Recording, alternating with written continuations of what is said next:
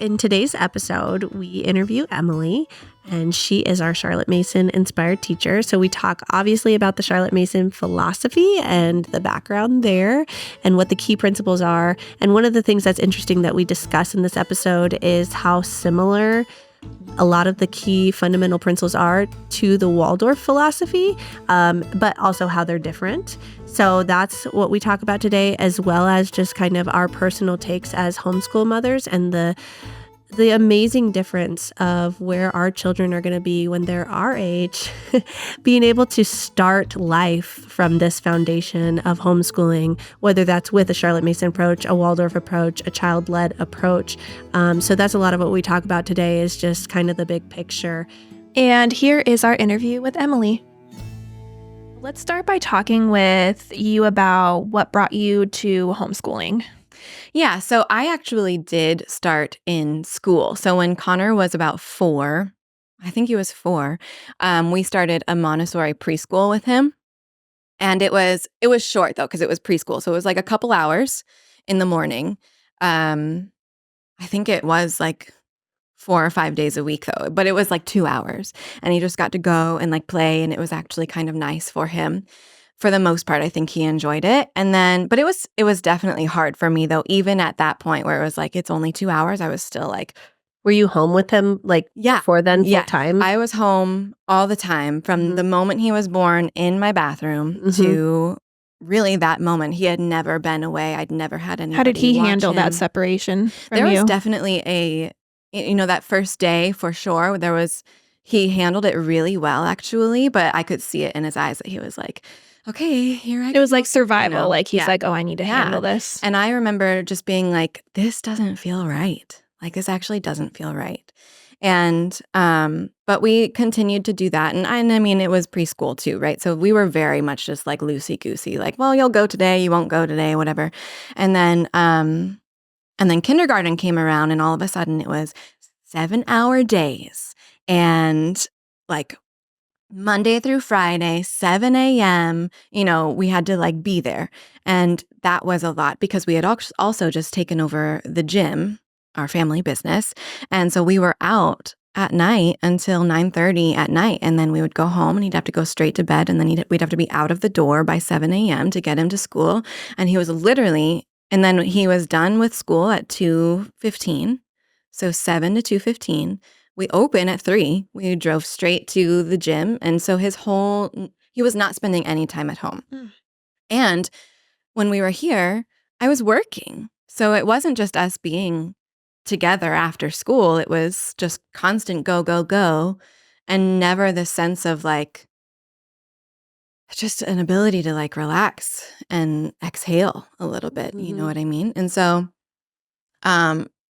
that quickly didn't work out for us. And he started to really voice more of his opinion about it at that point. We were both stressed. We were both unhappy with the situation. We both wanted to be together. And he would tell his teacher, he'd say, I'm not doing anything today. I want to be homeschooled. I'm not doing anything. And so he knew about homeschooling. Yeah, like he knew that was an option. Yes, we have family who homeschools, and we have friends because a lot of kids don't even know that would be an option. It wouldn't be an option for a lot of people, but that's funny. Yeah. And so his teacher would I'm going to be homeschooled. Yeah, after school, his teacher I'm just not going to do anything. She'd be like, well, Connor didn't really do anything today. He just wanted to play, and he keeps saying he just wants to be homeschooled. And I said, well, he's 5. That sounds like Connor. So it certainly sounds like Connor, doesn't it? Yeah. Yeah. And he really was very strong-willed in that sense, where she said that he would just sit there, and he's just said, I'm not doing that. I don't want to do that. I don't want to be here. And good for him. Yeah, I agree. I agree. And we were missing a lot of days because I still had that same feeling of it doesn't really matter. Like, what matters more is that we are connecting, that you have time home, and that you have time to just be. And so we lasted maybe like 5 months in kindergarten. And then I finally was like, I'm not doing this anymore.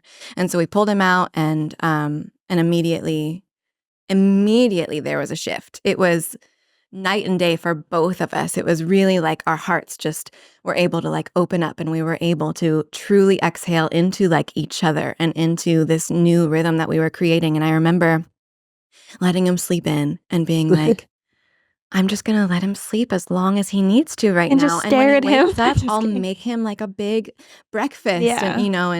And that was huge Wow, for us. what a shift from like stressfully Yeah. waking up early, get out of the house, get something to like Yeah. sleep in, make breakfast, Hang Yeah. out, Let's be live. together. Be Just slow. live. You want to Yeah. go take a walk? Let's do it. You Mhm. know, it just became very simple immediately. Mhm. And we both were just like, Yeah, quality of Oh, life improved Makes me want immediately. to cry a little bit. Like, I know, what a it's relief. beautiful. yeah, it really, really was. Yeah. It was an immediate shift of, And we're not even talking about all the other things. right. Yeah. That's just like just in your family lifestyle, Yeah. like not even in all the other reasons Yeah. why that could be such a relief. Yeah. Mhm. Yeah, that makes sense. Yeah. It's awesome. That's really cool. Yeah. That's great. So the other question we wanted to talk about is what brought you to Acorn School? Like, how did you find us? How did you get Mhm. involved with us so that our listeners can have a little backstory on how we came Yeah. to be? So we, when we started homeschooling, we had some friends, like I said, who were homeschooling, and some of them were doing Waldorf. And I wasn't sure exactly at that point, right? I had just come out of Montessori. And so I was trying to figure out, I was like, that's not going to work for us after all. It was What a people little don't too know, much. so Yeah. what a lot of people don't know, and this will be a topic for a different podcast, is that some people are like, oh, Waldorf, it's kind of like Montessori. It is not. It is not at all like Montessori. Ew. It's very different. So, I mean, it can look similar because they use a lot of the natural materials and like wood, Mhm. natural But wood. the methods That's of about it. teaching are The quite the method different. is very Yes. different. So I just want to Yes. plug that right here that if you were coming out of Montessori into Waldorf, that would be a very different transition. And we Yeah. needed a big transition. So so our friends had been going to this Waldorf school, and then they had come to homeschool, but they were still doing Waldorf. And so she gave me this full year of Waldorf curriculum. Hmm. And we started looking through it, and I was like, okay, we're going to try to implement this. And ultimately, we ended up really only using the stories that were in it. It was full of these fairy tales, of the Brothers Grimm fairy tales. And that was the part that we were just loving. And that was like just what fit our life in that moment. And then there were all these other things with like the crafts and I was like, I don't know. I'm not a crafty mom. Like I can read a book and we can talk about it, but the rest of it, I was like, I can't do that. That's just not in my wheelhouse. And so I started looking for Waldorf, and it took me a while because, right, like he was 5 and we started doing your Acorn School when he was 6. Last October. Yeah. So we, I was just kind of looking and trying to figure it out. And then I saw online, you guys like popped up on a Facebook group. And I was like, okay, it's outside. It's Waldorf. It's going to cover all the things that I can't do. Mhm. And let's give it a go. So that first month that you guys ever had your Acorn School, we were like, we hopped on Yep. in. Yeah. And it was perfect, really, because it enriched what I couldn't get done. I mean, I probably could have if I really, really Sure. like wanted to or whatever, but Totally. I didn't want to. Like that Mhm. wasn't my thing. And so, but I wanted him to be able to have that richness of, the handwork or the watercolor, or also being out in nature. It's easier to be out in nature when all of these other people are going out And there's in other nature. kids to play with. Yeah. Yeah. Mhm. Yeah. And so that was really helpful for me too, because it was like, well, if nothing else, we're getting outside and we're going to be able to meet people and play and have fun. So we Boy, just did went you for meet it. people, right? We did. Met lots of Yeah. people. Yeah. And it really just like felt pretty much right away. It felt like, okay, this is exactly what we needed. You know what's funny? I remember you came up to me one of the first classes, like maybe the second or third, like one of the first, and you were super sweet. We didn't know each other at all Yeah. the way we know each other now, but you Yeah. came up and you were like, I just want you to know, this is great.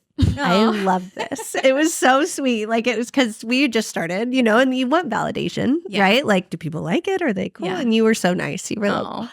I just want you to know I love it. That's good. I don't Yeah. remember that. Well, but yeah, I'm it glad was that really we did. nice. Yes. And we had quite a few people like stick around even when our first month wasn't as Waldorf inspired as it is now, which Yeah. is great. Yeah, you we know, are just kind the of growing pains of getting everything Figuring out. started You and were stuff. also very open about that, which I think is really important too. Like you're like, this is our first month. This is Yeah. our first class. Like we're just figuring this out. Mhm. And I think that probably helped moms be like, yeah, we're figuring this out. We're Mhm. figuring this out. Let's Mhm. figure it out and let's make it work and let's see how it goes and Yeah. adjust as Yeah. we need Yeah, to. I Yeah, remember we've because I was been telling really everybody lucky. that. Like, Yeah. I was like, we don't have like a huge budget yet Right. for what we need. And, Yeah. we're paying for all these things. And Yeah. so it was taking time Yeah. to do that. And then we didn't have like the setup. I mean, everything. Yeah. Yeah. Just the first month was like Yeah, crazy. Like But you that's just don't great. know. Yeah. Like it's great that you were just like, well, we're just gonna do it. But Like you let's were so figure it nice out. about it. You were Well, like, we've had so like a nice. great community, like literally right off Well, the start. the first. Like Yeah. everyone's been so helpful and welcoming, and we've just been,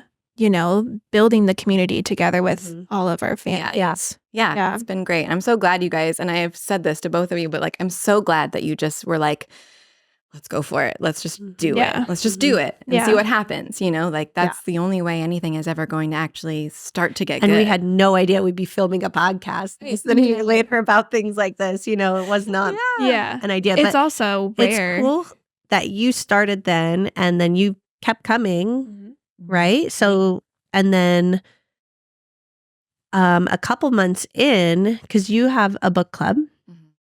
and this is just so everybody kind of knows how this transpired, how we ended up here. But you have a book club, and a couple months in to Acorn School, we had talked like, because we were doing different things with different teachers, and you were like, maybe like we had kind of had a conversation like, maybe you could eventually teach a class, maybe one day, like it was just a Yeah. maybe one day, thought. And honestly, I didn't think that much about it again later because I was like, we were so busy doing everything we were already doing. Like I couldn't even imagine at that time starting another class. Like I just was like, how would it work? And what would you do? And so that was like, but it was out there, right? And then a couple months ago, what we're about to get into is all the Charlotte Mason stuff, which is what we want to talk to you about as we started our Charlotte Mason class. So just for context for everybody that's listening, that is kind of how we got here, is that you started coming to Acorn School. We got to know each other. We had a lot of talks. Oh, and we started working at the gym. That's the other thing. Yeah. So that's another big Yeah. piece we should just say really quick Right. is that one day, this is a fun story, but one day I was at Acorn School, and this was when we'd been going for a couple months, and people were liking it. And, everybody started asking me, they were like, so what are you going to do when you have to go inside? Yeah. Like, what are you going to do when it's hot? Like, is Acorn School over in the summer? Like, Right. is it going to keep going? Like, everybody kept asking me this, and I was like, I don't know. What are we going to do? Because it's like so lovely to meet outdoors. And that is such a huge part of what we do is to be in nature. And that is such a big part of Waldorf and Charlotte Mason. Yeah. So anyways, I was sitting at the picnic table with a bunch of the moms, and I was like, I'm just going to tell you guys in case you might know of a place, like what I'm looking for. And I literally was like, this is kind of silly, but it needs to be beautiful. I was like, that is one of my requirements. Like, I want it to be beautiful. I was thinking maybe like a beautiful church or a beautiful, something. And I was like, it needs to be beautiful. There needs to be lots of space to like run around and play and free play time. And it needs to have an oven because I wanted to do baking. Since we were going to be indoors, I was like, well, we should do something different. And Waldorf usually incorporates a lot of baking within their curriculum. So I was like, we need an oven. And it needs to not be that expensive. That was my other requirement. There was 4 things. Yeah. And everybody's Parking. like, well, Yeah. we need to, and it can work, Yeah. just like Right. it Yeah. It just had to work function. for, for our totally. classes. And we were talking, and then you came up to me later, and you were like, I think I might have that. yeah, you're like, I have a rock climbing gym, and I knew you had a rock climbing gym, Yeah. but she owns this rock climbing gym that we're meeting in right now, Climax, with her husband. But you were like, I knew you had it. And you're like, we have an oven. We have a kitchen. We have this extra room that we don't use for anything. It's like a party room, but we could maybe rent it, and maybe we could rent it to you. And then you could use it. Like you started spilling out all these things that I was like, oh, okay. At first I was like, whatever. Once again, I was just like, okay, yeah. And then I thought more about it later that day. And I was like, a rock climbing gym? Like, how cool would that be? And then we came here for outing just to check it out, to Mhm. see what it would be like. And I was like, sold. As soon as we walked in, the kids just like started climbing all over the place and running around and playing and just had that free spirit the same way they do outside. Yes. And I was like, this is perfect. Now, this room was like a disaster. Oh, it Then. had terrible, ugly Yeah. lime green walls. It was filled to the ceiling Yes, with just and stuff. boxes and trash, and there was like a Tables, happy birthday, you know, banner. banner hanging up. Literally, that was like over 10 years old, just still up. The level of dust bunnies on it, you I can mean, tell. come on. Yeah. So it gross. It was a big transformation. We, Yeah. you know, we've talked about that, but it's amazing now. Yeah. So, anyways, Cool. that's another piece to the story that Yes. of your evolution. So we ended up kind of starting to work with each other when we started renting the gym. Yeah. You weren't doing a class yet, but we were seeing you all the time. All the time. And we were working together. Yeah. And I really started to feel more confident too in like having you work for Acorn School. So if anybody doesn't know, most of the people that work for Acorn School, like we really know them. It's not like we've hired just like random people that showed up or somebody that's like, I have a degree, let's hire Right. you. It's people that we really know and trust. And that's really, really important to me. Yeah. And so you like, we were still getting to know each other all of this time. And then working at the gym, I feel like we really got to spend a lot of time together, Yeah. which helped for me define knowing your character and you knowing my character and you know that this is who we are. And so when it came time that we had the time and the space to headspace even to create another class, and it was like, well, what if we do a Charlotte Mason inspired class? Yeah. Which is what we want to talk about next, is what kind of drew you in your own homeschooling. So you initially were Waldorf, but what kind of drew you to the Charlotte Mason philosophy and how did you get involved in that? Yeah. So like I said, I do have family who homeschools. I have friends who homeschool, and so when I got that year-long curriculum and there were those fairy tales in it, and he was responding so well to the fairy tales and I was responding so well to the fairy tales, and I started just thinking like, I really just like reading. Like, can we just read? Like, is that something that, you know, is viable in homeschool? Like, can we just have like a bookish homeschool? And I started talking to my cousin more, and she has 4 children. She might have had 3 at the time, actually, but still. And I said, like, what do you do? Like, how are you doing this? And she goes, honestly, I just read books to them. And I said, okay, so I can do that, you know? And she said, it's enough. Like, it is actually enough if you spend time reading with them and you let them play outside. That is more than enough. And so I thought, well, okay, like I can read books to my son and I can spend time outside. And in fact, that actually sounds really lovely. Yeah. And I would love to do that. And so she was like, yeah, we sort of follow this Charlotte Mason style homeschool approach. And I didn't know what that was at all at the time. So I went and started looking up Charlotte Mason. And it was sort of all just feeling very much aligned with who I am and what matters to me and what I want my education home to look like.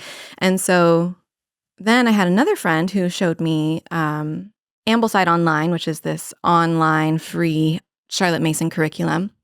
And that was really cool because then all of a sudden I had like this long book list for this age group and whatnot. And it just helped me sort of like plunge into it even more. And then it just sort of kept going from there. And I just kept learning and growing with these ideas of what Charlotte Mason stands for and what the philosophy really is. And now here we are.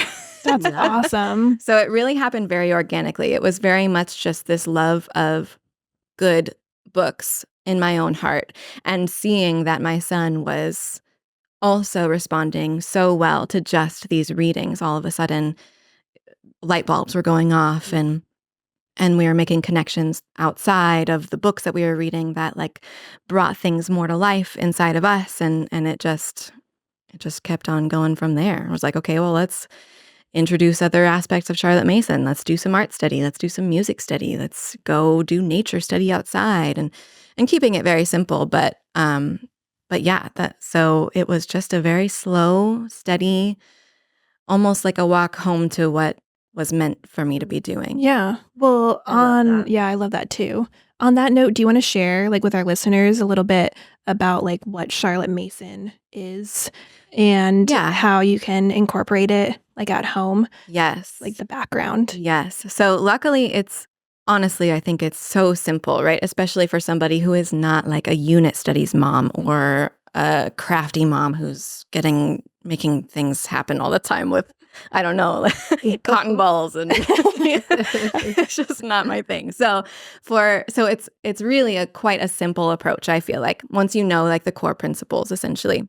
And I think the main things to know with a Charlotte Mason philosophy is, number one, that children are born persons. And you'll hear that a lot in the Charlotte Mason community. Children are born persons. It's like, it feels like a cliche to me because I hear it so much, but but that's because it's so true, right? So, and essentially Explain what that means. Yeah. Yeah. So what that means is that from the moment your babies are born, they are their own whole person. From the get-go, they are their own unique individual with their own talents and their own desires, their own aversions, their own affinities. They have their own personalities already born inside of them. They are who And they they are. have as much value as an adult. Yes, 100%. That's one of the things I really like about it. Yeah. Is that's been a principle of mine, is that children are not second-class citizens. Right. You where it's like the adult is the first-class citizen. The adult is the one in power. Obviously we have power. Obviously we're guides. But, Right. the child is just as much. They matter just as much, and their a opinions. first-class And person desires. Yeah. as the adult is. Yes. And I think our culture is kind of off with that sometimes as a Mhm. whole, of like Mhm. the kids are less than in Mhm. some way, shape, or form. Yeah. And I really Yeah. like that about it. I think that we mistake these because they're little and they're innocent and they're cute and they're sweet. And we have so much power Yeah. in their That lives. suddenly they don't have the same capability of grasping knowledge as we do. And that's just not true. Like, children are completely capable. Hi, honey. Speaking of. Speaking of children, there's mine. Children are completely capable of learning from the get-go. And they do, right? Like, they are little sponges. So we respect the fact that they are their own person with their own opinions and their own personality from the very beginning. And because of that, we as educators are focused on bringing out that whole person, right? So from the beginning, we're giving them this atmosphere and this environment, and we're living in a certain way ourselves and upholding certain standards within ourselves to show them and to give them the opportunity to grow into who they are supposed to be. And then we're also giving them this place to really form habits, right? So we are all like a conglomeration of all the habits that we have, right? And some of them are good and some of them are bad, and they make us, in our daily lives, what we do and who we are. And so in Charlotte Mason, there is a big focus on the cultivation of good habits that are going to build up a child and help them to build a stronger will within themselves to do the right thing, to know what is the right thing to do. And then we also are giving them, so she also says that education is a life. And what she really means by that is that education should be a living thing for us. It is living ideas, living concepts, things that we're not just giving the child a textbook full of dry, stale facts. So yeah, explain that. Like, what does living mean? What is Yeah. a living book versus not a dead book? Honestly. What does Yeah. that mean? Because you hear that a lot with Charlotte Yes, Mason, right? living like, it's books. living books is Yes. what they say. Mm. And so Yeah. would you say that, define that in your words? A living book is a book that makes you come alive. So it's going to depend on you. Some books are going to be living in you and other books are going to be living in another person. But a living book it's beautifully written, it speaks to your heart, and it gives you a closer relationship to the whatever the concept may be that you're reading about. Mhm. So it connects you more deeply with what it is. And so therefore, because you're actually connecting with it, because it's coming alive inside of you, you're excited about it. Your heart wants to know more about it. Your heart starts to yearn and be curious about whatever it is that you might be learning about. So it's this opportunity to make education come alive for a child so that they want to learn, so that they go forward toward more They have learning. intrinsic motivation Yeah. to learn what is going on rather than a forced situation or Yeah. so a dead book, a dying book. Would that be like a textbook that's very dry? Yeah. Yeah. Okay, I would that say just so. like tells you facts. Yeah. I mean, and Now some people really like Right, that I though. So was for gonna some say, people that yeah. might be bring them alive. Right. Like, I love facts. certainly not myself, but yeah, that those people Yeah. probably exist out there. They So, do.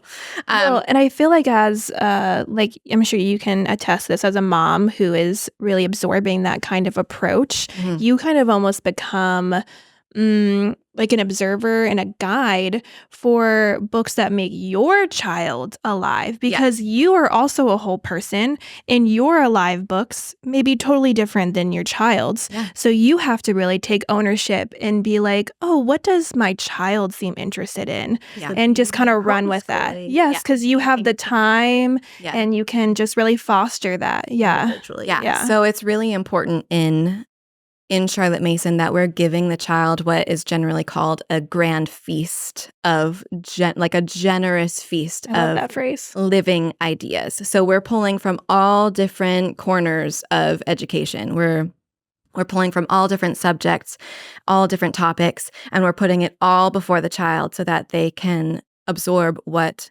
fits them in that moment in time. So, and that goes for, physical education, that goes for intellect, right? We're going through everything, every part of who the child is. We're giving them pieces to educate that part of the person. We're educating the intellect, the heart, the spirit, right? We're touching on all parts of the child. So then we start to see that education is a science of relations, is what Charlotte Mason says. So we're able to start to relate to all these different parts of the world and educate ourselves by making these connections with everything, because everything is connected, and we can align ourselves with all these different ideas and grow into them, and from that start to really own ourselves and start to build the foundation and the building blocks of who we are and what we want in our life. Which is what an education should do. Exactly. You know, Yeah. that's the whole point of an education. Yes, I agree. Truly is to build who you are, Yeah. not just to have an intellectual knowledge of a certain amount of things that can be monitored Mhm. by a test and a Yeah. score and a thing, you know, Yeah. like, Yes. oh, you have this much of an IQ and this is Yeah. how much you know about the American War and whatever, Right. you know, like Right. it's like you're supposed to create who you are through your education, through your life. I believe that education should be the practice and the process of self-actualization, Right. right? That we are learning, we provide the child a safe opportunity to learn who they are and give them different roads to figuring out how to develop that even more, Mhm. right? Yeah. Yeah. I love that. So, what are some of the other just key principles, would you say, in the Charlotte Mason approach? Yeah, so there are like actually 20 core principles that Okay. she goes through, but I would say that one List of them all right now. Ready? Go. Right. So what I have said so far are included in the core principles, but I'm not going to go through them all right now. But one that is really important that I did kind of touch on is this idea of she calls it the way of the will. So part of education, the aim of education is to build this strong will inside of a child so that we're building their moral character through their lessons.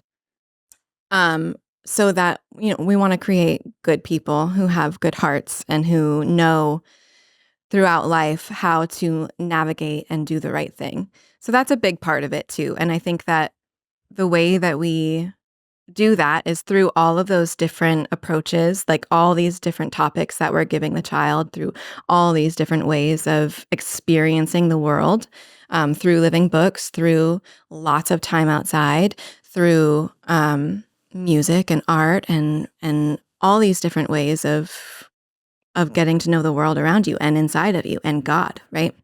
And so nature study is a big part of that too, because it's another one of those things. It's another part of the science of relations, right? She says that children should be spending at least 6 hours a day outside. They should have time, like She, time. as in Charlotte Mason. Yeah, Mm-hmm. 6 hours a day at least outside to give them time to just be in nature, to explore nature, to understand the world around them, to feel the grass, to climb the tree, to see the differences in the seasons as in the same spot, for example, right? Like, oh, when it's wintertime, this is what that tree looks like. When it's summertime, this is what that tree looks like. Well, and that's a scientific standpoint, but I love what you're saying. That also just builds character to like Yes. be able to orient yourself to the world around you, the real natural world around you. Yeah. Builds who you are. Well, and part of nature study too is this we're trying to cultivate a sense of love and appreciation for the beauty of the mystery of life, right? So there has Absolutely. to be a connection to, we have to care. Like the child has to care. We all have to actually care. It's not enough to just know that a cat is a feline. We need to care about the individual cat, right? We need to care about the trees and nature. We need to realize that it's all connected and part of this bigger thing. We need to love. We need our hearts to be opened, Yeah. right? Mhm. Well, and nature provides a never-ending source of exploration. Yeah. I mean, when you're in a school Yeah. or you're in your house, there is a point to where the exploration ends because it's Yeah. a house or Yeah. a school. But when you're outside, it's completely endless. Yeah. So your child can have input on what they're, I want to go look over at this stick or this Mhm. leaf. I want to touch it. I want to feel it. What do I smell? What do I see? Like everywhere they go and turn, they have that, which is super special. Yeah. And it also gives this never ending feeling of wonder Mm, and Yeah. awe. Which is so important. Like that's one of the things that like to me, like science is spectacular. Mm-hmm. But it's so dry. Like how I was taught it, at least. Yeah, It's just like same. so boring. Like I hated science. Me too. But now I look at it like, why does that cat have 6 toes Yes. versus 5? Like, what Yes. is that? genetics. Yeah. That's like wonder. Does that make Yes, sense? that is Rather wonder. than like some genetic cats have Mutations. 6 toes due to a Genetic Yeah. mutation in the gene pool. Right. That's how I was taught. But you won't know, when I understand went it to unless you public school. memorize. When I went to Yeah. public school, that's how it was. I remember Mr. like Speech or whatever. He had some Mhm. weird Well- name in science class, and everybody hated him. We're just like, when is this over? And you are Yeah. only listening to him because you know it's going to be on the test and you have to Well, remember. and that have was to my remember. problem. Yeah, my problem. I'm Little Miss, like, perfectionist. Mhm. And I was constantly frantic and stressed about having to memorize or like to where it With would thing suck that out said the wonder. at the end. Yes. Yeah. And did I get it? Or wait, do I not? Or, Yeah. oh, and then when science had math in it, Oh, no. I was Oh, no. like so stressed because that wasn't my strong suit. about what we're talking And about. so with I Charlotte didn't- Mason. I didn't like it as much anymore. I used to love science, but then when it started pulling in all of these things that made me stressed and worried and scared, it sucked the wonder and joy out of it. It's missing the point. Yeah. It's missing. And not only is it missing the point, but it's failed you actually, because it doesn't really matter how much you know. It matters how much you care about the thing. That's what, do you really want like your doctors and your judges and your scientists to know all the things and to have passed all the tests, but to not actually care in their heart about what they're working on? Like, I'm going to slice this human being Yeah. open. Yeah. They better care. They better care. They better care. You better I care. guess they need to like know a lot for sure. Yes, of course. Yes. Their hearts need to be But open. exactly, because right? if you know a bunch of stuff, but you don't have the other piece of the puzzle, which is loving the thing, Yeah. that causes a real problem in the world. Yeah. Right. And the whole point of education should be both of those things coming Working together. hand in hand. Yes, Yeah. exactly. Mm-hmm. For sure. Like a judge that these are just the laws. These are the laws. So I don't care why that 16-year-old made that choice. Right. What might be going on in their lives or whatever it might be. I've been on that side of things, like not personally, but working in counseling. Yeah. Where it's like some judges are like, this is just the law. Right. Or even the child doesn't even have a developed brain yet. Yes. Like, and they made these decisions. Like, you've got to care. You have to have empathy you have to have both, right? You Yeah, have to be you able have to to have both. reason. Yes. What does the law say versus what is the situation? But then you need the will. It's the way of the reason and the way of the will. So then the will is the one who says, well, no, this is actually the right way to go. What is right? Yeah. Yeah. Oh, well, and some of that comes from God also, Yeah. right? And, Yes. whatever you believe. I'm not saying a certain, but Right. a higher power, a guidance Yes. through something higher, right? Yeah. And that should be part of education Should be part too. of it. Again, Mhm. it doesn't really matter what God you are choosing, or, I'm not trying to get into No, any that's of not that, what we're saying. but we're saying that is part of a holistic education. is the spirit and the soul. Is a connection to the higher self, to Mhm. the spirit, to God, to know inside of yourself God, Mhm. right? And that helps people go the right way, Mhm. Yeah. Yeah. So that all matters. And just like, but even like as a counselor, right? Now imagine if you just knew all the stuff Oh, yeah. but you didn't care about that kid. Right. Would that Which have is really not helped why them? I got into counseling. Yeah. I was quite the opposite. When I got into it is because I cared. Yes. And then I had to learn Well, the and that's the point information, too. which is the That's point the of a whole good point. education, Like right? the heart needs to care. Yeah. And if the heart yearns to know, the mind You will can follow learn and do so the work. much. You can learn so Exactly. much when you're interested. And that's one of the things I love about just at homeschooling in general, unschooling, being able to follow the heart of your child, the interest Yes. of your child, what they are passionate about, and giving them tools and resources to grow that. Because I love that quote. Have you ever heard that quote that's like, I have a child that excels in tennis, but is horrible at math. Yeah. And most people would say you should go get them a math tutor, but I say you should get them a tennis tutor, because Exactly. that's what they're passionate about and excelling in. Like, they're probably not going to pick a career where they use Right. a bunch of math if they hate math and they Yeah. excel in tennis. Yeah. Yeah. But it also might be, and I'm sure both of you can attest to this since you have children, but it's also a waterfall effect. Like if you promote and you help the child with something that they're interested in, okay, there still will be a little bit of a struggle, but they want to struggle because they want to get better. And they'll create that resiliency to then apply that to things that they're like not really interested in, but they're like, oh, okay, but I know I can do it because I did it in this area of my life. Yes. And they've developed the habit of focusing and of and being putting forth okay with being energy. uncomfortable with not excelling right away. Yeah. There has to be grit Yeah. developed. Exactly. So it's certainly, sometimes I think people do hear that and they think, oh, well, if my you kid just doesn't get to like do this, whatever they want. then you just drop it. Correct. Yeah. And that's yeah. not the But point. that's not life. There's so many other ways too to help create grit, to help create that motivation to learn beyond. You just have to do this math worksheet. You just have to figure it out. Like you can still help create that within your child Oh, yeah. in ways that they are passionate. Yes. My Charlie does jujitsu, and he has gotten his butt kicked over and over and over again. He is not A fan of? well, he doesn't like getting his butt kicked, but, Right. but he loves jujitsu, and he keeps going, and he's gotten better and better and better. He Yeah. couldn't even hop on one foot when he started jujitsu, and now he can do so much, and that is grit. Yeah. But it's something he's passionate about. Doesn't mean it's not hard. Right. Doesn't mean doesn't have to try. Right. He has to try hard. Yes. Yeah. So I think that that's a good conversation. And one of the things I wanted to mention, kind of going along with what you're talking about with Charlotte Mason, just so as from an Acorn School place, that we, started Acorn School as just a Waldorf-inspired program. That was kind of our goal. That was my mission, is that there was no Waldorf except for the local Waldorf public school. They didn't exist anywhere else in a co-op or anything like that. So that was our mission, was to start with Waldorf inspired. Yes, We're we're not inspired. professionals, but we're very But inspired. that was my mission. And then,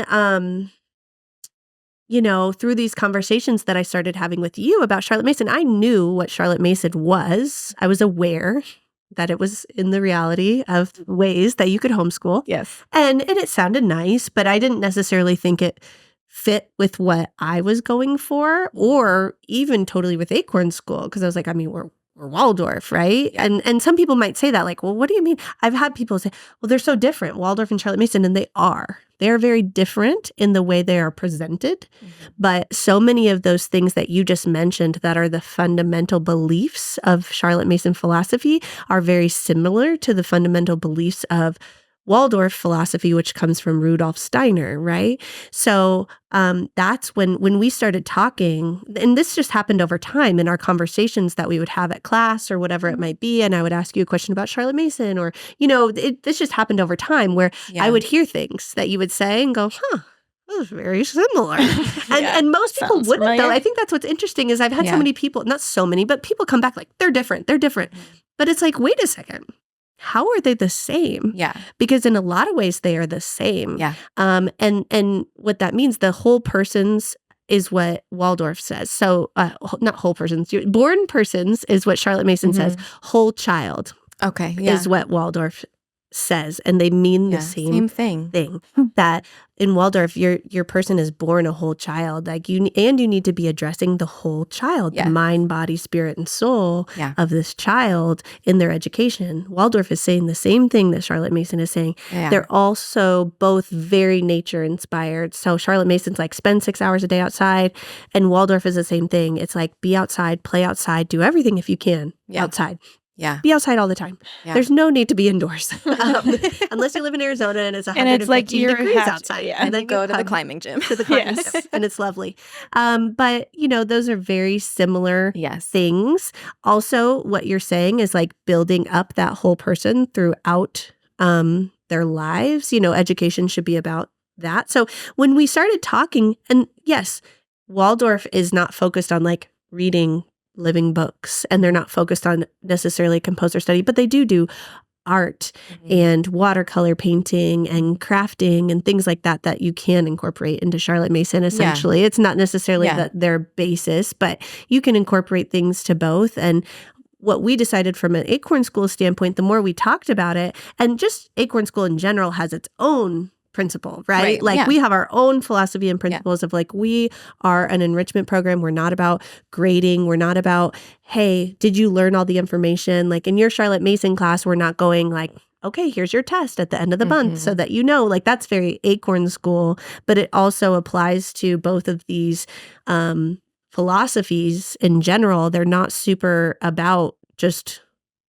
did you get the right knowledge from the lesson? They're about becoming that whole person that we've talked about. And people that don't know much about that can come to our classes. People that are still very traditional education minded can come to our classes and go like, well, what did they learn? Yeah. What's happening here? I need them to report back to me that they correctly understood that story. Right.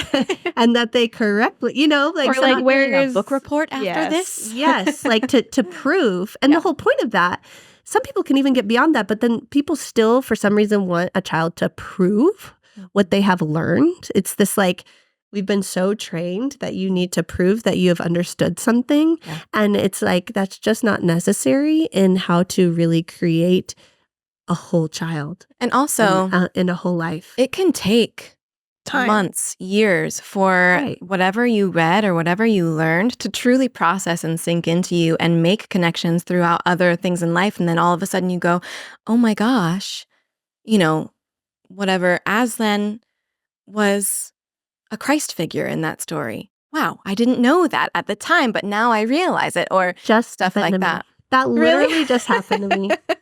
You know what's weird about that is I've read The Lion, the Witch, and the Wardrobe as a child. My mom read it to me, actually, and I loved it. Aslan was in my dreams. Aslan was like this like spirit, like animal for me. It was really intense. Like I had dreams where I woke up sobbing because like about this lion, right?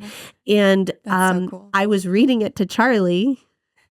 And I just in the beginning, the first chapter, they were going through the wardrobe and there's the guy, what's his name, with the hooves and Mr. Thomas. And I was like, oh, Mhm. this is deeper than I thought. You know, I started to do that. Does Yeah. that make sense as an adult? Yes. And I think that's what's interesting is like we all know that. Mhm. We all know this is how we work. This is how human beings Yeah. exist. Yeah. But then we've been like taught and programmed, and conditioned to believe some different way.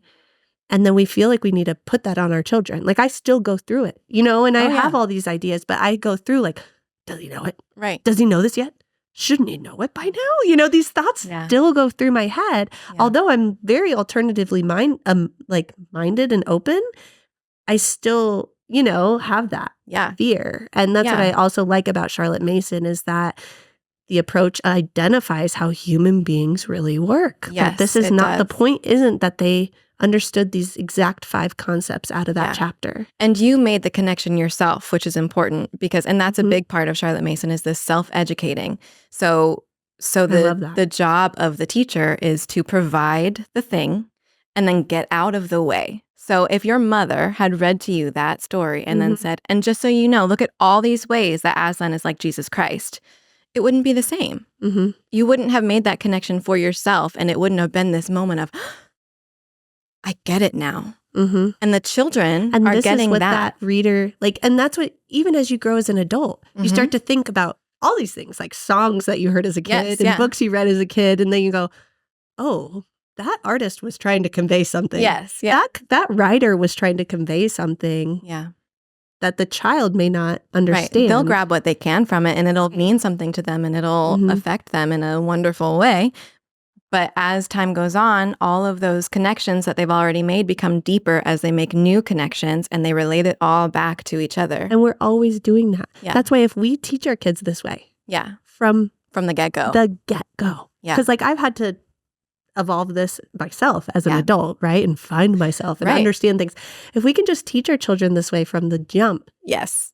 like imagine like how far ahead Mhm. they're going to be without having all these years of, Yeah. I hate to say public schooling. But and, yes, and, like you know, put all that aside and this is what I need you to focus on right now. Oh, you like to write stories? Great. Well, this is not a time to do that. You're going to sit here and do this instead. Mhm. You know, things like that where it's like, well, now since we're homeschooling, we can bring it all back into that.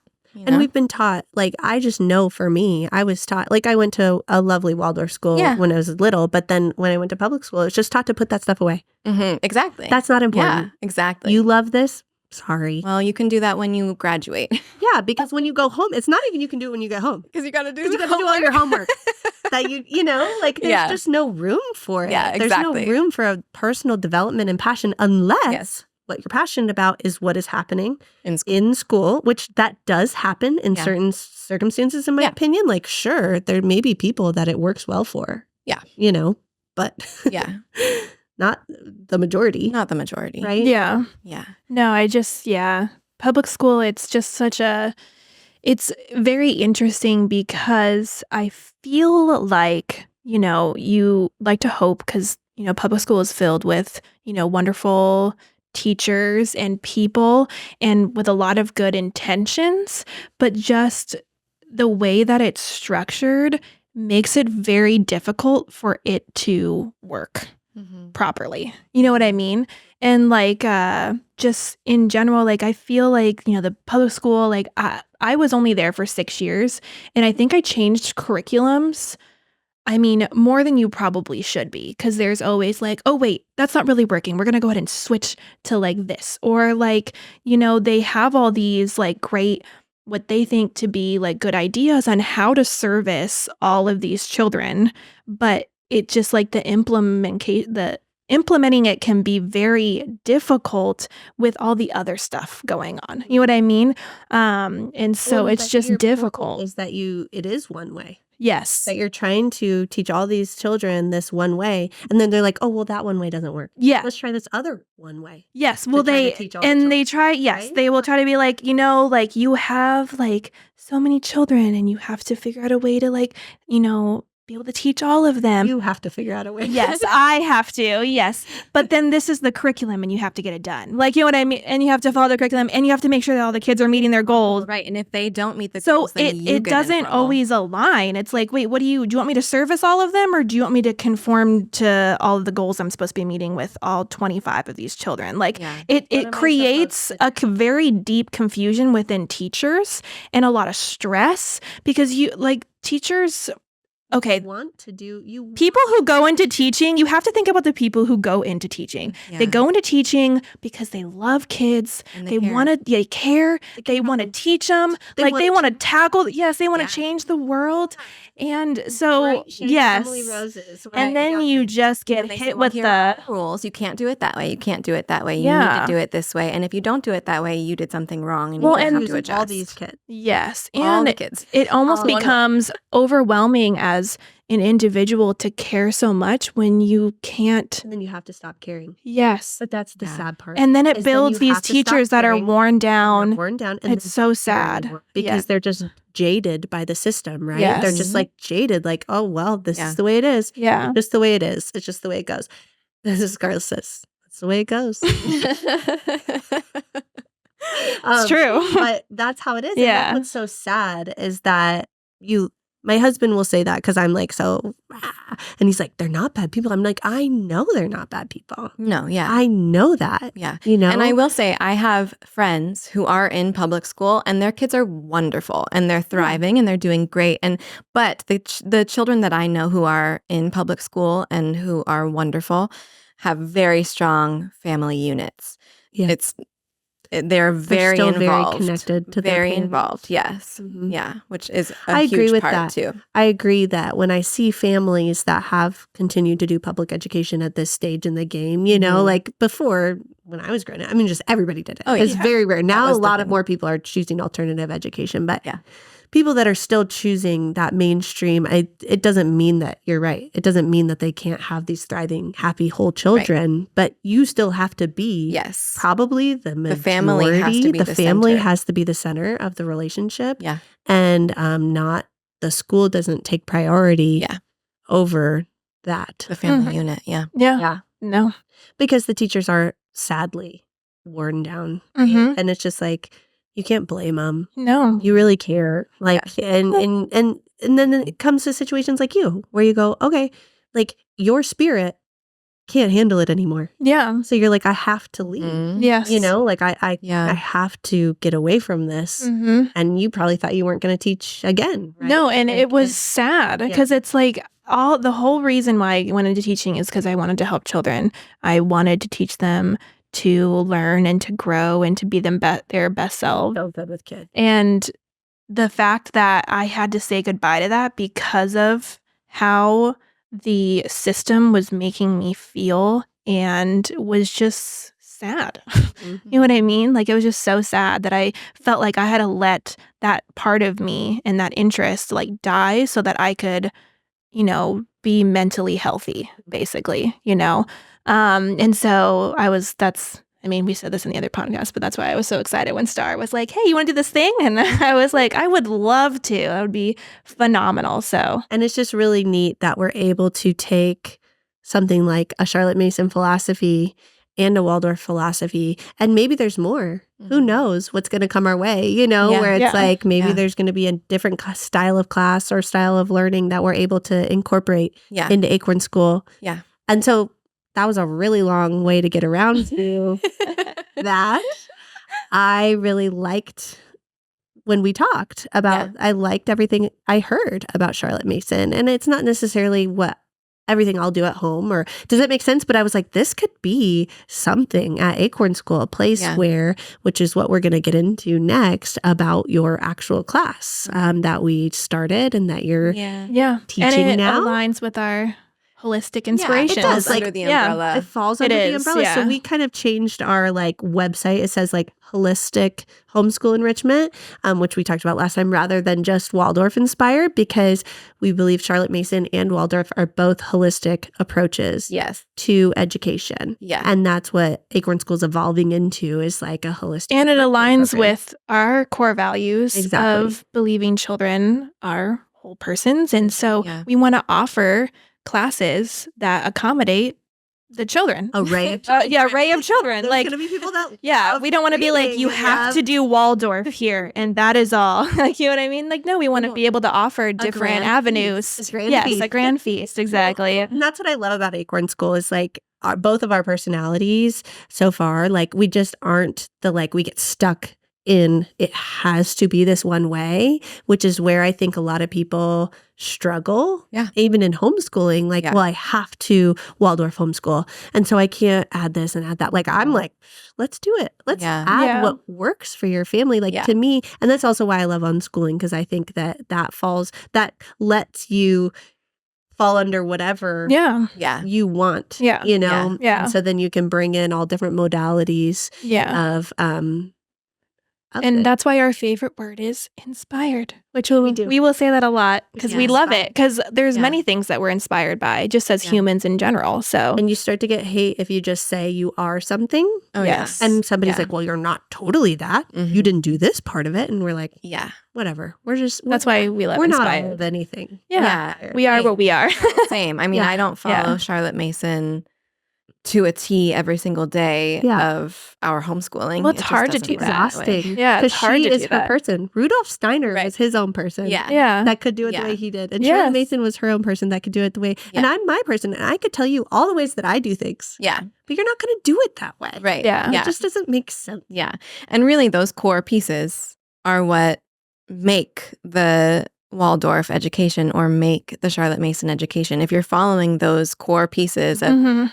okay, my child is a born person, I need to give them an array of ideas and respect them for what they pick and go from there. Like, Yeah. that is Charlotte Mason. Totally. There And you you go. know what I've kind of noticed too, and it's made me really excited since we've added the Charlotte Mason class, there's been a slight shift in like our community in the way that it's like, oh, like we can have a variety of like ideas and like, you know what I mean? And I just think it's really cool. Yeah, we're not just Waldorf, like, you know. I love Waldorf. And yes. we'll Oh, always yes. like Love. that. But love. we are our unique situation. It's a Yeah. unique Yeah. blend. Yeah. Okay, Emily, let's go ahead and I would love to hear from you about your class that you're doing with Acorn School. So, can you walk us through kind of the flow and the reasoning behind why you do all the things that you do? in Yeah. class? Okay. So, a day in the life of our Charlotte Mason inspired class. So, everybody gets there. We start around, so class technically starts at 9:30. I give them like 10, 15 minutes to like arrive because we got some Acorn stragglers. School. Always. We got to give a buffer Yeah, a little buffer. to trickle in. And Yeah. then we set up for circle once they kind of play and stuff until I ring the bell, and then they come and sit. And we do our finer things block. So that includes poetry, recitation, or recitation. Depends. I like recitation better than recitation because I think recitation, I think of like, Resuscitation. yeah, I think of that. So CPR. I just say recitation. I know it's not right, but recitation and composer study and art study. So poetry, reciting. We read like several different poems, usually from different Which is so lovely, by the way. it is. It's really sweet. Sitting in a circle with children, just like reading poetry. It's It's really just kind nice. of magical. It is. And Just like, I've taught love them to that. snap. So I say, if you liked that one, you can snap. And sometimes they'll give little Aw. snaps, which is really cute. And then we talk about it a little bit. So I might ask them like, I'll read like a couple and say, which one was your favorite? Or what did you like about this one? And then I kind of give my own example of how to talk about something like that and what I liked about it, etc. So I want there to be a discussion, but I also realize that these children are, one, they're young. And they're not going to have these fully developed ideas of like poetry. You know what I mean? Like this is like probably some of their first poetry that they've really quote unquote studied. So I try to sort of give an example of, well, I liked this one because it brought out the beauty of the simplicity of a Saturday morning on a farm, just something like that. And then I'll have the composer study. So we have our little record player and I put the record on and I say, this is the artist that we're listening to right now. And let's take a moment just to listen. And notice how you feel with the music, how it makes you feel, what you think of, maybe what images you see in your mind's eye when you hear the music, etc. And then we do so with the reciting, we usually do a piece of the poetry that I've already read. I pick one poem for the month that we're going to read each time, and then the other ones are different. So with reciting, I'll take that poem that we've read and we'll recite a couple lines from it. And I tell the children that the point of us doing this is to speak as clearly and as beautifully as you can, enunciating all of the sounds in your mouth and feeling what that feels like, and speaking in a way that tells your listener that what you are saying you believe to be beautiful and true. And then, so we'll do that a couple times with the group. And then with art study, I'll have one artist for the month as well. Since we do like monthly, like you sign up for a single month of a class, we're only doing the artist for that 1 month, so that each new month with the new students that might be there and with the recurring ones, that way it's just each month is its own thing. So normally in Charlotte Mason, you would spend a whole term on an artist, on a composer. We're not doing that here. It's because we're inspired. Thank you. Plug in the vocabulary word. Right.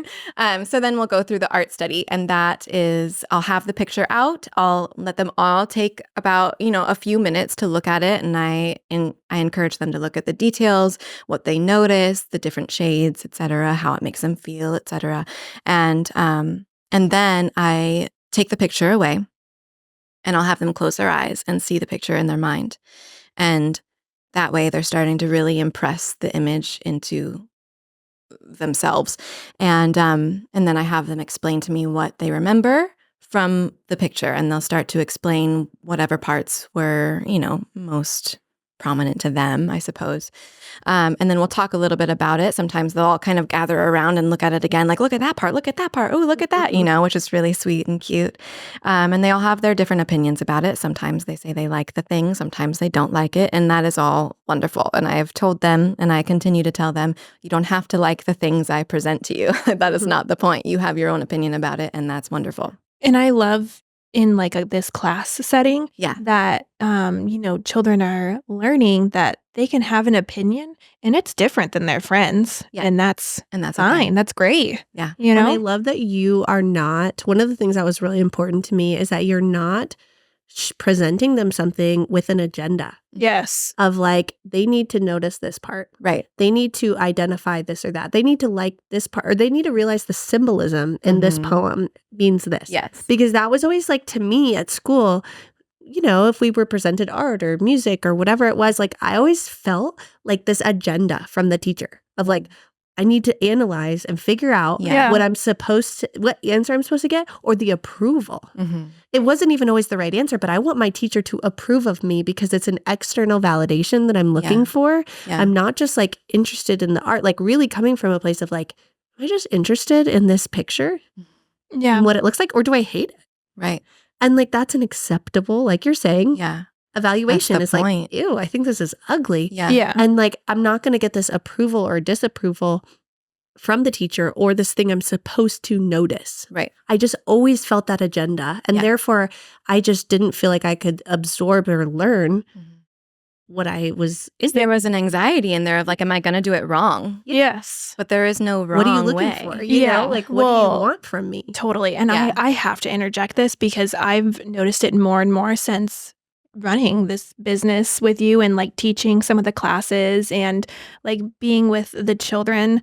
And I've noticed a shift in my brain with what we've been doing, and I love it. Like having that public school teacher brain with an agenda because I needed to, and having it now, like just being able to sit back and present things to children and then just seeing how they take it. What do they like about it? Like, it's so peaceful. You had an agenda before, and right? I love it because I love kids' opinions. From other people. Children have the best opinions. They're literally my favorite. I love when kids tell me stories. I love when they tell me facts. I love when they tell me what they don't like because it's always so like pure and just unfiltered. There was Like, it's beautiful. in Olivia's class one day in Circle, there was an argument between two kids, a passionate argument Uh-huh. Oh, I know this is About- going. This is great. whether mermaids were real or not. The fact that mermaids were not real, coming from somebody who then said, "But vampires are." So And it was just yeah. like a passionate argument between mermaids and vampires. That was Mhm. like Yes. amazing. It And was it's so just like good. nobody was great. sitting there going, "Well, guys, Right. blah, blah, Yes. blah, blah, blah." It was just like, Mm-hmm. all right. Yes. Yeah. Yeah. Well, and that is really great because that is sort of the point of this, right? Like you let the children, the whole point is to help them build up into who they are. So you don't have an agenda, right? Mhm. Like it is literally, you are cultivating your sense of personhood. So what do you think? How does that make you feel? You know what I think is interesting about that too, and this is something that I really like about the group of people that work with us, is that in order to not have an agenda, Mm-hmm. you have to evaluate yourself as a Yeah. teacher and as a person. Constantly. You have to go Yeah. in and you have to like clear that out, because we get like trained, right? To be Yeah. like, well, did they get enough? Did they figure it out? And this Yeah. pressure, like, Yeah. well, did the moms think? Well, enough? and then like we They know not- more, yeah. and we're Yeah. like, oh, that's Figure out. wrong. I have Right. to tell them it's wrong because Yeah. it's wrong. Yeah. Like, you know what I mean? It's And just you like get to you have to as a teacher continue to let go Mm. of that agenda. And so that means that you just have to continue to do that personal work to go, I got to let go of my fear or whatever might be going on and come in with an open heart Yeah. Mhm. and an open mind into the Yeah. classes so that I can really approach these children from a place of love and, And Yeah. like, there's been an instance in Olivia's class. She did such a beautiful job. She was telling a story about an animal. I can't remember which one it was. And there just so happened to be a child in that class who was basically a professional on that animal. Like, they knew everything, okay? The pronunciation, all of the facts, like, they really cared about that animal. So they were the expert, okay? Not the Yeah. teacher, the child.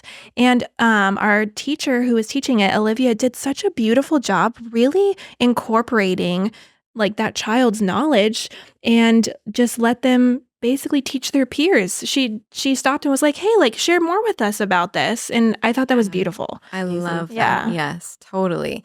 Yeah, I think there has to be some form of humility in the teacher to say, like, I don't know everything. No. And actually, you might know more about this type of bird than I do. Yes. And what do you know? Please, Yes. like, enlighten Please me. tell I me. did not know that. Yes.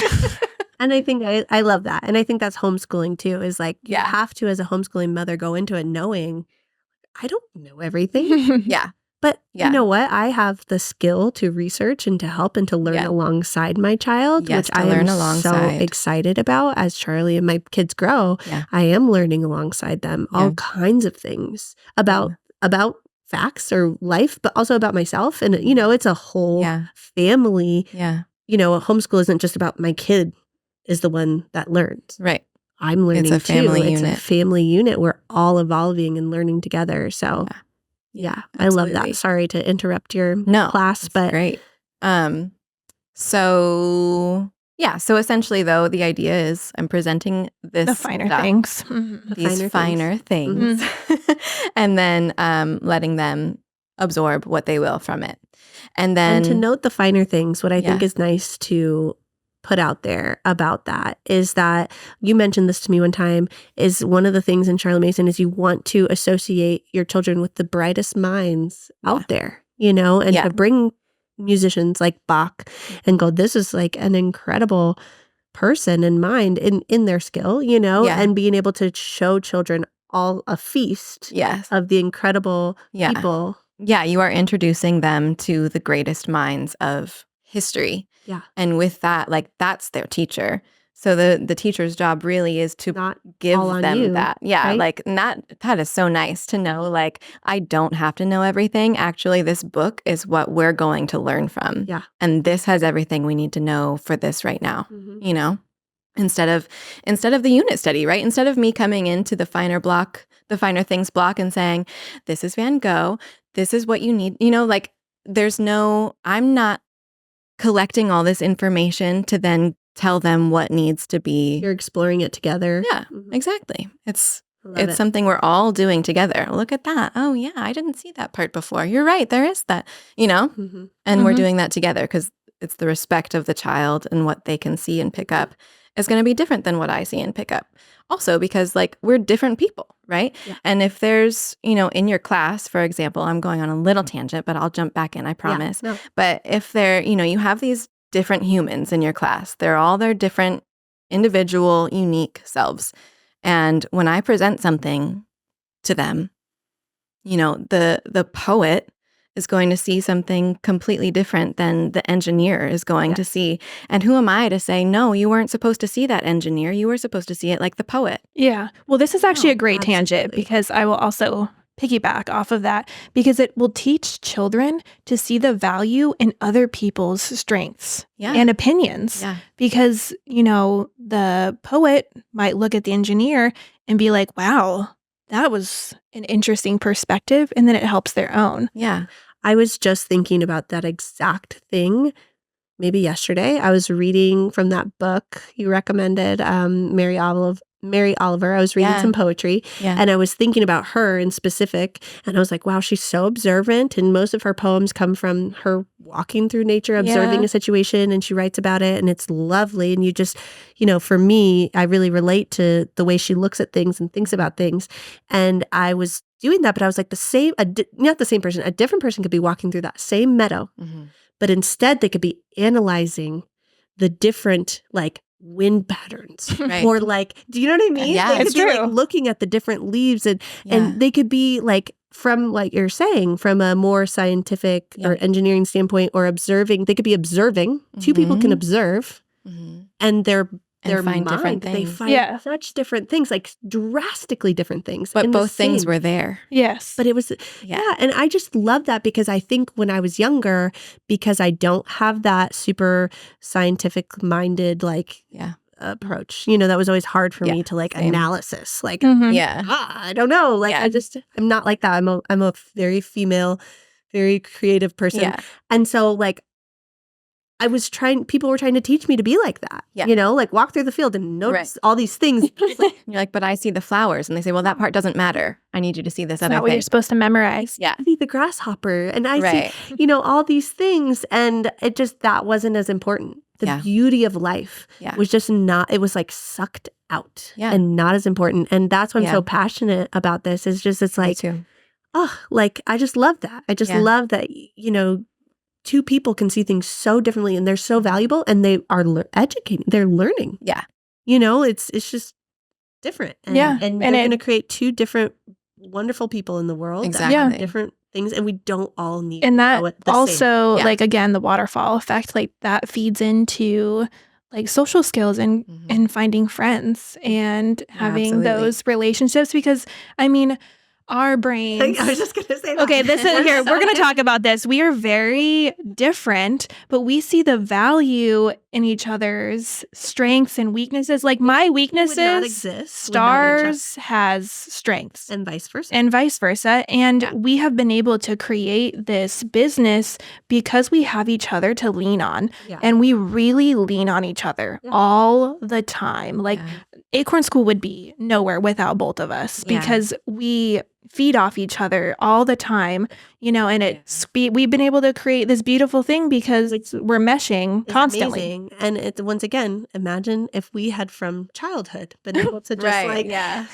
Well, look what we would be now if we could hone our skills. We're just now honing them, and look what we've done. Yeah. but really, Yeah, that's what we're so providing for these that's what children. we're trying that's to our do, goal yeah. is that like they From the get-go. from the get-go get Yes. this experience. Yeah. But how beautiful is that Yeah. you guys can impart these onto your children to then like look where they're going to be when they're our age. Exactly. What are they going to do? They're going to do wonderous do- things Yeah. because of what the They'll be changes that free. you guys have made. Yeah, They'll have exactly. been free throughout their whole childhood and their education. Just thinking about it, I could cry. I know, me too. It's I just know. so Agreed. exciting. Yeah.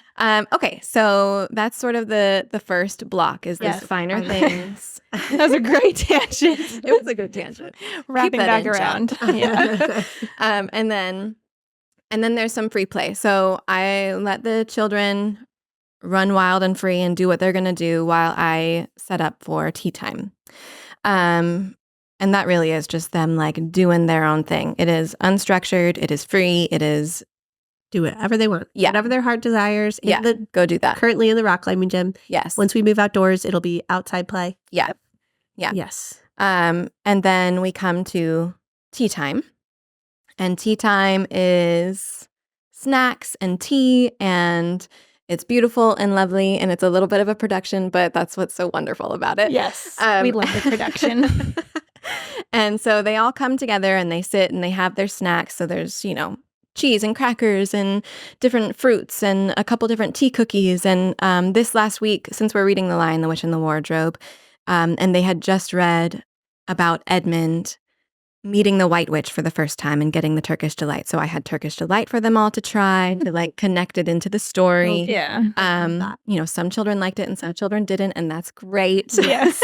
Yeah. And then and while they're kind of snacking and whatnot, we discuss the readings that they had at home, and we kind of recap and what Charlotte Mason would call narrate or tell back what they heard in the story, what they read in the story, up to that point, essentially. And Before then, you start reading. Yeah. So during tea time, during tea time, we chat, about the book. And then once they've sort of finished for the most part, and they're just maybe nibbling a little here and there, or taking a few sips, and they're basically done, and move you actually in. make tea also. Yes. So it's not Yes. just snacks. There's Yeah. also tea. Yeah, there's tea. With herbal teacups and tea set. Yeah. It's Very cute. beautiful. Yeah. It's it's very real cute. life tea party. It is. Yes. It's Yeah. amazing. It's Yeah. very sweet. Every week. Yeah. It's so sweet and cute. And the tea is great. The herbal tea is Mhm. delicious. Some kids like it, some kids don't. Some want a little spoonful of sugar. It all works out. Yeah. And then we start the read aloud for the book that we're doing. So this is like our literature block. And I usually read, it depends, but I would say 20 to 30 minutes of reading. And then after, To the children. And aloud. they can read along if they Yes. know how to read. Yeah, Or they all have their own book. Or they can just listen if they don't know how to read. Some of Yes. them might not. Yeah. And sometimes they flip between the two. So sometimes they're like following along and then they're like, all right, I just need to listen. Mm-hmm. Put that down for a minute, Yeah. And so that's great. And there's freedom in that so that, a child, if they need to like lay down and listen, they can lay down. If they need to keep eating, they can keep eating. But the point is to listen.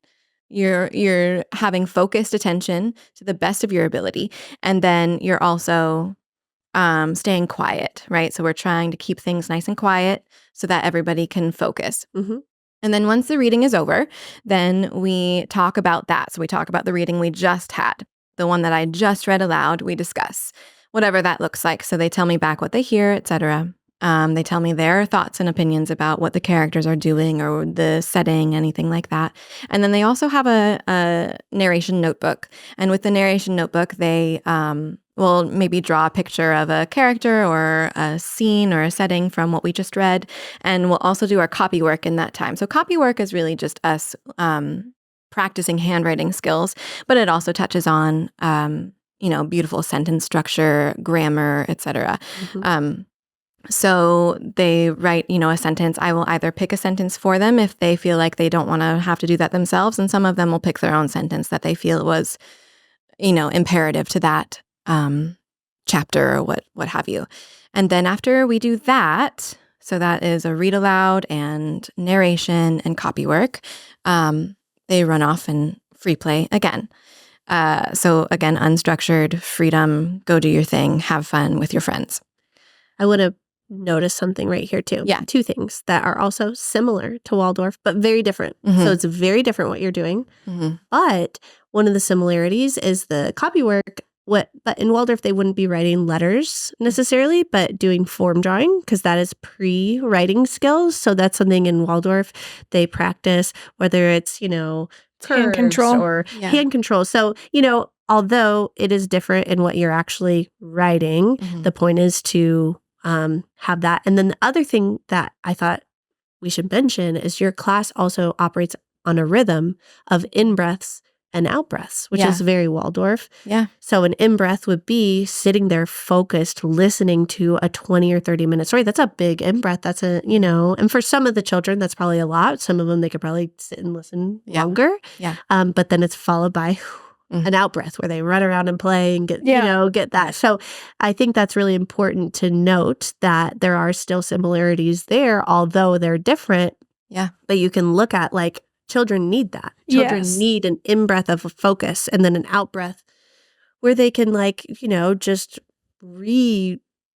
navigate, reassociate who they are, what they're doing, how to do it. They want to play, they want to run around, they need movement, and then they can come back in and focus. So that's one of the things that I think is different about our classes is that we always accommodate for that play, that unstructured. And to take that as well from my perspective as like a public school teacher, this may sound very small, but it's quite big. Even during our in-breaths when the children are having to like sit and like listen to something or focus, they are able to sit how they like. Are they laying down? Are they sitting crisscross? Are they on their knees? Like that may seem like a very small thing, but to children, it's huge. Like for them to sit how they're comfortable and to, do that where like, in public school, you have to sit in a chair. Yeah. At your desk. At your desk. You can't leave your head on the table. No. Yeah. I mean, we do carpet time for like the little kids, but it's just like, I mean, as an adult, like, would you be able to focus if you were sitting in a way that would make you uncomfortable? Probably not. You're Yeah. not going to read to me for 20, Like, 30 minutes. You're I'm going to lay down Yeah, eventually. you're going to lay down. Yes. I'm not going to sit in a Yeah. chair like this. the Yeah. whole Yeah. time So while during you're- Emily's class, they have the ability to sit and listen the way that makes them the most comfortable, which Go is grab really some nice. water if you need Well, some and water. It's Yeah. also a choice It's a choice. Yeah. to come here and do it. Yeah. Nobody is being forced. And Yeah. I encourage parents. I mean, we've even talked about this. If your kid is coming, like, I don't really like going to Acorn School, don't go to Acorn School. Yeah. Like that, the point is for them to intrinsically love to. Well, and there's even children where there's parts of class where on that day, they're not vibing with it. And that's fine. No one's going to make them be like, you have to be in here doing this craft right now. Yeah. You Go can't. outside. Yes. Yeah. If you need Yeah, space, if you're- take it. So even Yeah. in your class during the reading, if they can't handle it, And they need a break. welcome. They're to go welcome to play go with take them a or do break. something. Yeah. Now, Yeah.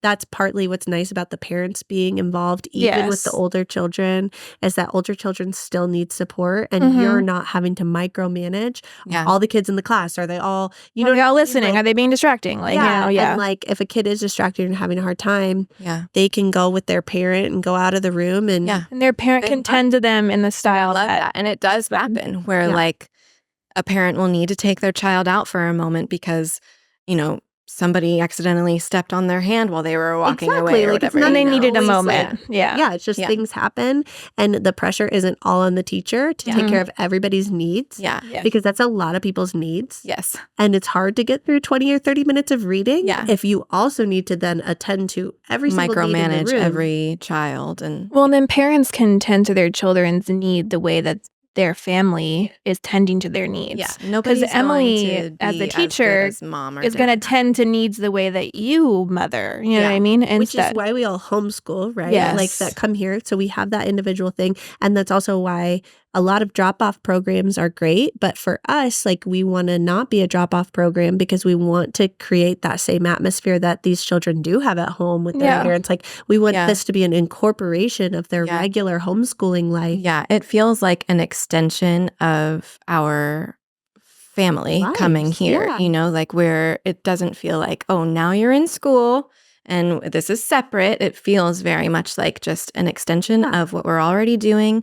The people and the moms and having all the families here and everything, it adds to that richness of it. I know this is totally off topic, but as a parent that has been coming to Acorn School before you were even a teacher, so from the teacher side, that's really nice for you, Yeah. right? Because Yeah. you don't have to attend to all their needs. Yeah. But as a parent before you were a teacher, I love that perspective of like it was an addition to your whole life. Like, Yeah. how do you see you got value from Acorn School as a mother?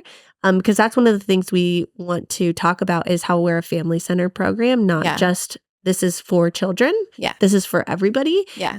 But it's hard to articulate that sometimes to people to understand. So for you as a mom coming to Acorn School before you were a teacher, Yeah. what were you getting out of it for yourself? Yeah, I would not have come to Acorn School if it had been a drop off.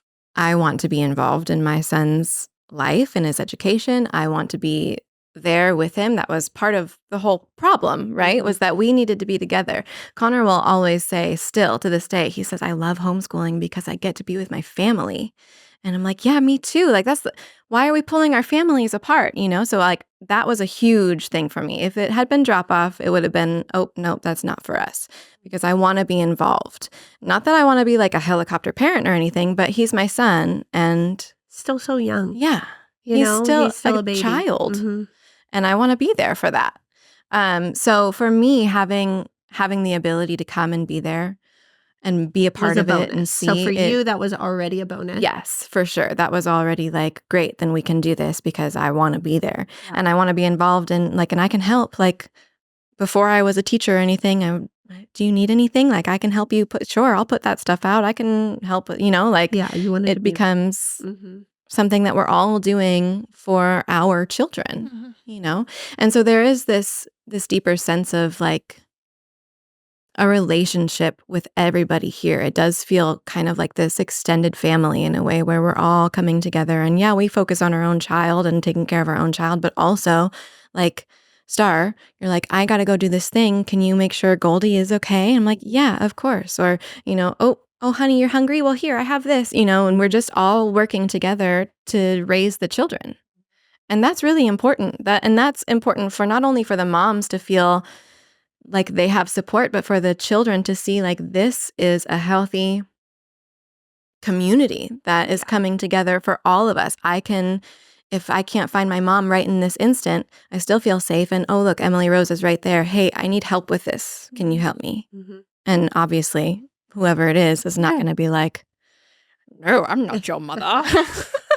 Like, of course, honey, I'll help Yeah. you. Oh, I have food. Sure, People here. are Yeah. treating the other children the way that you would want somebody to treat Yeah. your child. Yes. And be there for your child. And Yeah. yeah. So for me, yeah, it was just like that was why it worked for us. Yeah. You know what I mean? And I really liked that about it. Does that answer the question? Yeah. Yep. Okay. That was perfect. Okay. And then to get back into the flow of Yes. class, So you unstructured play after the read aloud. literature block. Yeah, literature. And then I bring them back for our final thing, our final like study, which is our nature study, which outside, when we get outside is when I'm really excited for it, because we'll actually be able to explore where we are and look at different pieces of nature and touch it and explore and experience it in real life. But for now, when we're inside, it's just too hot to go exploring. Yeah. So I have books that I pull out and they have beautiful pictures and whatnot. And we look through those and I'll read little passages, or maybe there's a story that I can pull from, or a folk tale or something like that aligns with whatever we're looking at.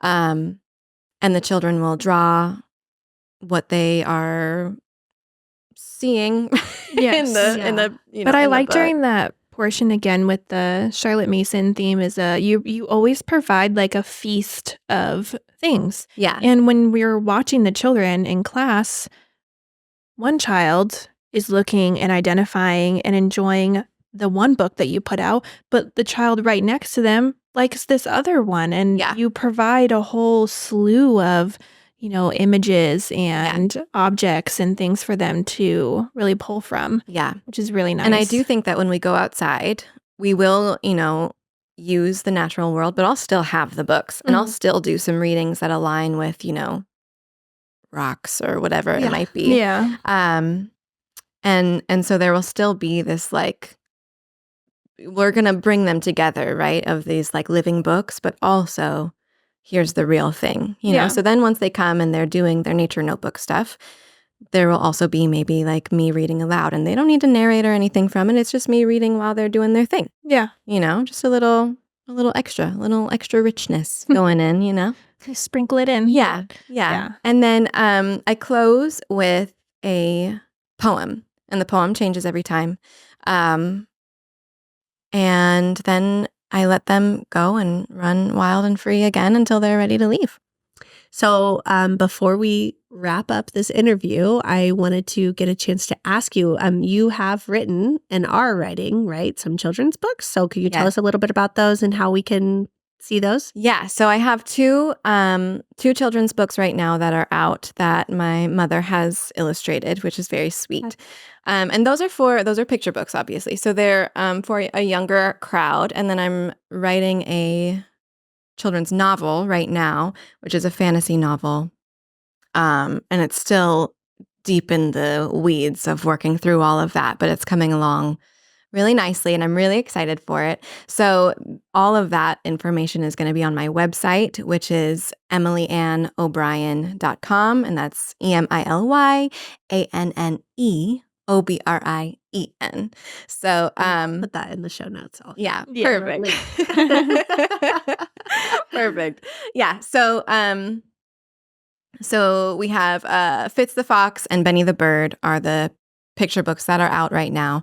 Cute. And then, the next one will be probably my favorite yet. I'm so excited for it and I love it very much. It's very close to my heart. So I'm very, very thrilled and looking forward to getting that one out into the world. That's good. We're excited too. It's so exciting. Mm-hmm. Is there anything else you'd like to share with our listeners about anything, Charlotte Mason or your class or any future projects before we close up? Yeah. I think that for moms who are interested in bringing more of a Charlotte Mason style approach into their own home education and their own atmosphere and their own lives, I do think that if you just read and you just get outside, it really, truly is enough. And it really is more than enough to just read to your children and spend time in nature. You will be amazed to see how much it actually fulfills your life. I love that. I love that. That's beautiful. It's so great. Thank you. Thank you. Yes, It's been fun. we've loved Yes, having thanks you for on coming. here, Yeah. getting to know our newest teacher in Yeah. Acorn School. I know. I'm so excited for everybody to be able to get to listen to this. And anybody that's wondering about your class, Yeah. maybe hasn't signed up yet, wants to get on our wait list because it is full, because it's lovely. Yeah. But anybody that wants to join can Yeah. listen to this episode and get to hear your heart and Yeah. your passion for it. And I just love that about the podcast. So Yes. thank you for coming. Yeah. Thank you.